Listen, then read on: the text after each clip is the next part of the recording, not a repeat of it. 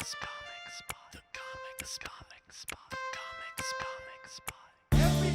talking at the comic spot. The comic spot.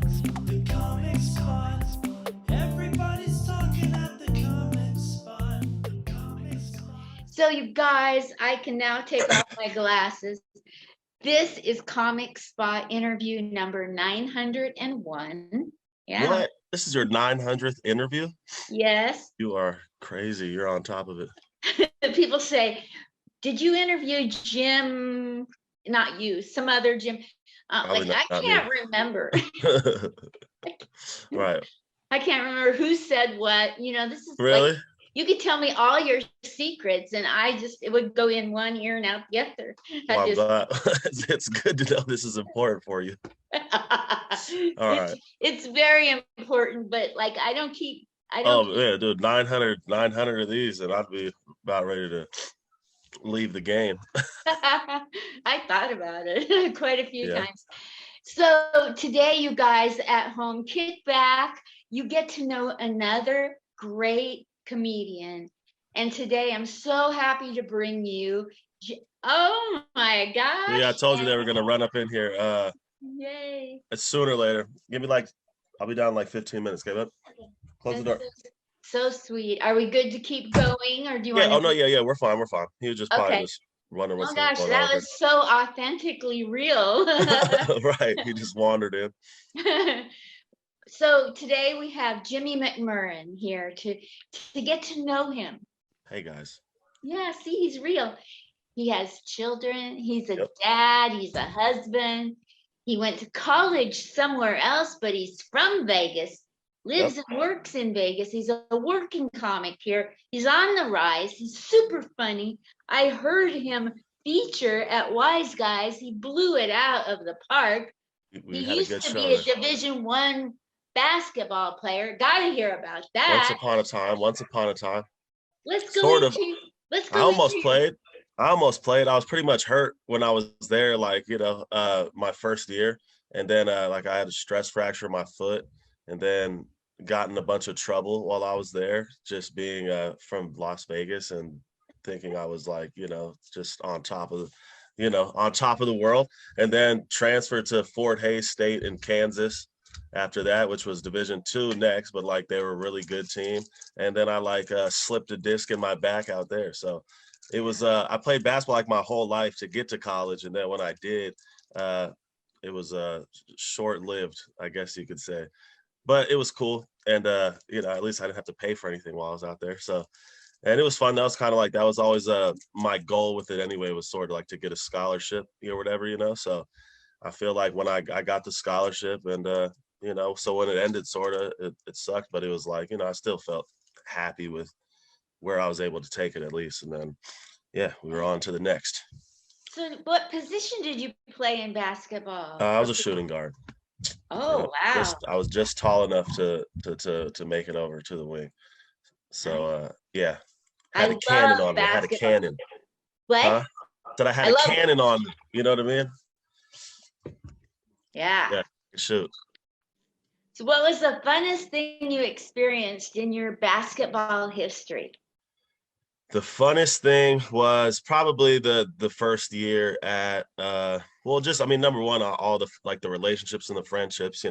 I still keep in contact with multiple of college teammates, high school teammates, everybody. So there's that. But funnest single moment would probably be when I was at Jacksonville University the year in 2010, and we went to the NIT tournament, which is a big deal. It's the postseason, and our point guard, Ben Smith, who's Hall of Fame at the university now, he hit a buzzer beater in the first round against Arizona State, and that was it was number one on ESPN Sports Center and all that, and so we all rushed the floor and celebrated and went out in Phoenix and just tore it down. Oh my gosh, a buzzer that was beater. Probably the coolest one, the funnest moment. Yeah, that was tough. Buzzer beater is at the end of the game. Yeah, just last second from we were down and we came back, and then they missed a free throw, we got the rebound, he came and shot from 30 feet, Wow. off the glass too. Okay. Shout out Ben Smith. Who is your favorite b-ball player of all time, living or deceased? It's sad to say he's deceased, but Kobe. Yeah. Yeah, that was like I don't know. I haven't cried harder. I don't think like it was like it was equal between him and my dad. That was it. Kobe was the one, bro. Your dad I'm played gonna get 20. I'm gonna get 24 and 8 tatted on my arm eventually, just because Kobe was like a childhood hero and all that. Yes. Did you ever get to meet him? Yep, I did like twice. It's pretty cool. Tell me about He had that. a camp. He had a camp in Las Vegas on his birthday. Actually, it was like a last second thing. Probably like 100 players went to that, and it was like it was intimate. He was going around to every drill, and I got to like interact with him multiple times that day. I was like 16 or maybe 15 or 16, and I remember just leaving the gym that day like floating, you know what I mean? And then once when I was like 11 years old, I was ball boying at the Laker game at UNLV, and at halftime, like we ran on the court, and like my homie ran up to Shaq and I ran up to Kobe, and he had like it was before like the new shoes that had the no laces, like the ugly ones, but it was like right before those came out. So I'd never seen them, but I was like, telling them they were tight, even though they sucked. But uh and yeah. So yeah, met him twice. Oh, that's so great. I only met him and talked to him once. Do You you want to did? hear? You want to hear Where'd you about it? Yeah, tell me when you met Kobe. Okay, this interview is not about me, but I can't help but tell you. I don't care, dude. We're just talking. Okay, so I'm minding my own business. I never do, but I was in a hotel because I heard the Lakers were there. So I Huh? wasn't minding my own business. I planted myself where Kobe would get off the elevator to go to the front desk. I knew Huh? what was going to happen. And there was this little 9-year-old boy sitting next to me all by himself in the lobby. Mm-hmm. I said, "Why, where are your parents?" Yeah. And he, "Hi, sweetheart." Wow. Hi. So I'm listening. And I said, where are your parents? He goes, "They dropped me off. I want to get a picture with Kobe." Elevator opens and Kobe comes out. Well, it was more like that. He came Huh? out and goes up to the lobby, and I tapped Kobe on the shoulder, and he turned around and I said, "This little 9-year-old boy is here all by himself to get a picture with you. Can I get a pic?" It was when he wasn't doing pictures and Uh-huh. autographs. Yeah. And he said, "Sure." And he let the That's little cool. boy have a picture. That's awesome. That's That's it. good. So you had a positive interaction with him. That's how, Yeah. yeah, mine was really cool. He was super cool when I met him. Yes. So is your daddy your hero? What's your name, little cute boy? How old are You you? gonna talk, you're gonna be shy. What's your name? 5 years Yes. old? His name's Pierce. This is Okay, Pierce. is he 5, 4? Yeah, 5. 5, I got it. Yay, it's a game. How Yeah. old's your mother? Just kidding. Oh, I was like, oh, we're the same age. We're born in 1990, so we're both early. All right, dude. Nice. So you do comedy, and Right. I'm just curious. You're so funny, so authentically just you. You're not putting on a show to be something you're not. You're just who Right. you are, and you're fearless. Where did your inspiration to do comedy come from? Who Well, encouraged you? Yeah, that's encouraged, I guess. I'm proudly won like every single like class clown award that like ever existed. You know what I mean? Like my certificates at the end of the year and stuff were like for like humor and like best actor. I had a teacher when I in first grade when I was 6, she said if I was good all week, she'd let me be funny in front of the class for 5 minutes. wow. When I And was did like you do- 6. So like I kind of think I was like naturally inclined to like do it, but I obviously I like wanted to do other things and like play basketball and other things, and so I never really thought about it. Hey, come on. And then so I never really thought about it doing it too much. And then when I did finally start thinking about it, I always kind of just thought that like I would not be able to write funny jokes. I still don't think I write like the best jokes, like as far as like there's like I mean the structure's there, but I mean like I don't have awesome punchlines. I kind of feel I'm not like a punchline type of guy, and so I kind of always thought that like stand up wouldn't like it wouldn't what's the word, kind of wouldn't transition over to the stage. My sense of humor in real life wouldn't transition to the stage well. So I kind of was like, oh, probably not for me. And then I probably Sebastian Maniscalco, when I found him, which was like probably like 7 years ago now, like before I'd even started doing comedy. When I found him, his style was so funny to me, and I was rolling. I was telling everybody about him, and but the way he kind of did comedy, and he doesn't really have punchlines, and it's just like it's still like a structure of a joke where like the setup's there, the timing's there, and he delivers lines as if they're punchlines, even though they're not really punchlines.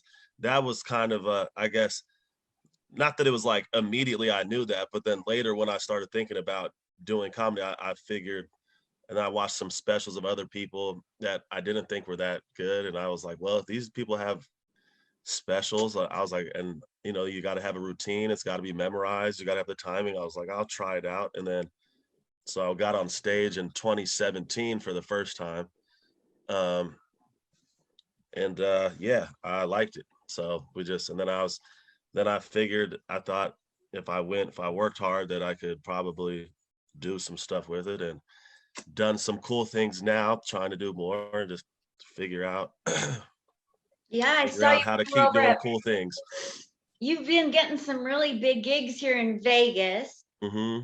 So tell people where all you have performed, and later on we'll talk Um, about where you will be performing. Tell well, people.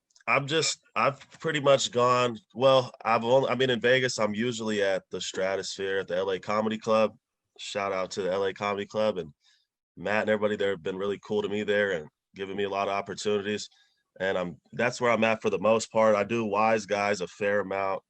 Well, not a fair amount, but you know, a couple times in the short time it's been open, but they're really cool. And be at the Laugh Factory in April for 6 shows. Wow. And yeah, and in April. And then I run around all the other spots. And then I'll be at in San Diego, I think at Camp Pendleton on Thursday to perform for the troops, Oh, which is man.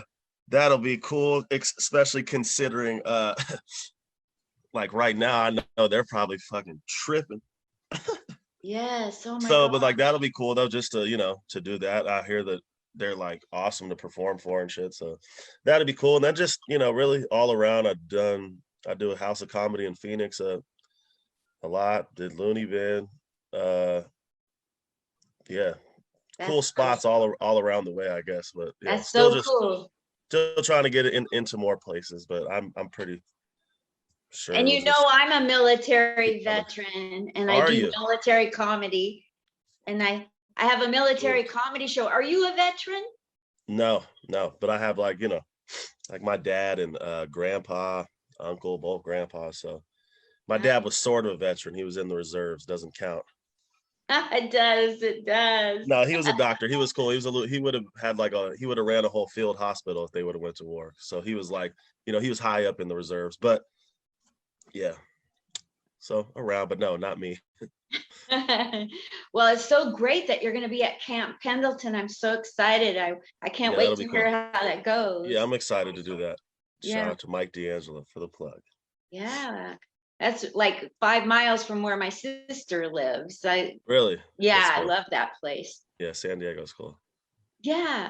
So you're now doing comedy and you're on the rise. And so who are some of the people since 2017 who have given you big breaks that you want to give a shout out to? Or Guess some of big your breaks would be uh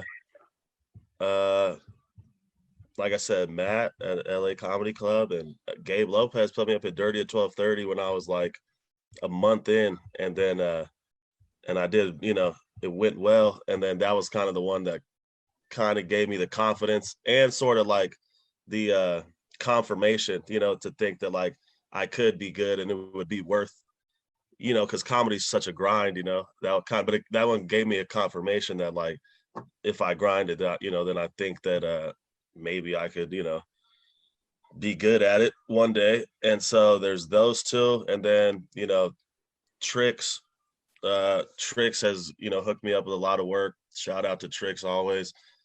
Big Irish J has hit me with a lot of work. Shout out to Big Irish J always. Shout out to Laugh After Dark. I like them. Those are all the homies. Shout out to Steve Fury. Shout out to Neil Nanda. I don't want to miss nobody, but shout out to everybody. That's been cool, and the gang, because Brett Forte, shout out Brett Forte, and Byron Austin and everybody, dog, the whole scene. I don't know. Now I'm shouting out people. Now I'm just thinking about everybody that I love, and like I just love everybody. Everybody I'm cool with, they know though. Everybody that like is in the gang. Everybody knows. How do you manage to be doing so well in comedy and that your name never comes up in a drama scenario? Because I don't give a fuck what nobody else is doing. Oh shit, Awesome. I gotta blow my nose. Yeah, I don't care what nobody else is doing, so I just stay out of it. You know what I mean? And it's like, as long as nobody's, which I don't think I mean, early on, in like the early scene, I could tell that there was, which I could understand looking back, some people that like didn't like my approach, but whatever. But over time, I think they understood, and like once they got to know me, it was like, oh, because I'm trying to spread positivity usually, so. That's what I feel when I'm around you. You're so positive. Yeah, I'm just in the wave, and so it's like if the wave disturbs you, then that's a look at the mirror situation for you. You know what I mean? That's your own triggers, but I'm trying to spread love to all of my dead thugs. I love that. What is some of the biggest lesson that you'd like to parlay to younger comics coming up behind you? To do or not to do in the biz? I have no idea. I'm not even in the biz yet, but I guess I would say, like I just said, don't worry about what anybody else is doing. You know what I mean? Because your own opportunities, nobody else's success can affect yours. There's room for everybody, but everybody's opportunities will come at the right time, and just put in the work and wait. You don't have to rush opportunities. You know what I mean? They'll come slowly, but they usually will come the more ready you are anyway. So if you feel like you're not getting, opportunities, it might be because you're not ready for them. And when you are, they'll come, and don't chase anybody or anything really either. Just kind of go with what flows to you, and be funny. Don't suck. I love that. I love that. Don't suck. Put in the hard work. Yeah, be funny. Yeah, write a lot of jokes, perform a lot, run around, get off the couch. Nothing's gonna happen if you sit at home all day. Wow. You know what I mean? You gotta go get it. Yes. What's it like being a dad? It's the best. He's so adorable. Did you say his name is Blake? Pierce. Pierce. I knew it had one syllable. Yeah, I got Pierce, and then my younger son is Callaway. And he's downstairs. Probably, I don't know what he's doing. Go check out. Make sure Callaway. How old is he? And I'll let you go. Cal will be 3 in about May 17th. So yeah, like 2 months. Nice. Okay, tell everybody before you go and take care of your children. Please tell everybody, including Laugh Factory, where they can catch you in the next month or so. So we'll do if you're in San Diego. No, I guess that's only for the troops. So there's there, and then I'll do Garrett and Ian's Sunday Fun Day show, the new showcase that they have. I'll do I'm at Boulder City at Backstop on the 21st. I'm doing Bruce Purcell's show on the 20th. Don't Tell Comedy on the 26th. And then we'll be back in LA. We'll do Chocolate Sundays on April 3rd, and then we're at Laugh Factory April 4th, 5th, 6th, and then House of Comedy in Plano, Texas at the end of that month, and then Chicago in May, and Minneapolis in May too. So oh my gosh, that's the runaround, including all the Vegas running around and LA Comedy Club hosting spots and anything else that I can finesse in between all of that. So, but well, and where do you want people to follow you? You can follow me on Instagram. That's really the only one I use. I really don't even use Facebook very much, but Instagram at Jimmy McMurrin, JIMMYMCMURRIN.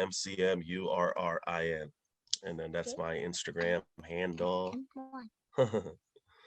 Man, this has been a treat for me. I haven't seen such a cute little boy in a long time. No, and your son's adorable too. Oh, you're the best, dude. I'm happy we got to talk a little more. Every time I see you, it's like in passing and it's high fives and it's, you know, doing all that. But just a little, I'm tired. We were on the, had a late night last night. You saw, by the time I wrote you back and sent you the pictures, it was like 5 in the morning, you know, and then I probably didn't get back to sleep till like 6 and I was up at like 10. It was like, so I'm tired. I had a late one, but I'm happy that we got to knock it out. Thank you so much, Jimmy McMurrin, and God bless you in your career. God bless you, and I'll see you soon. I'll probably see you Tuesday or Wednesday. Give you a big hug. Give the troops a big, wet, sloppy kiss from me. I will. All right, thank you. Love you. Love you. All right, bye. Bye.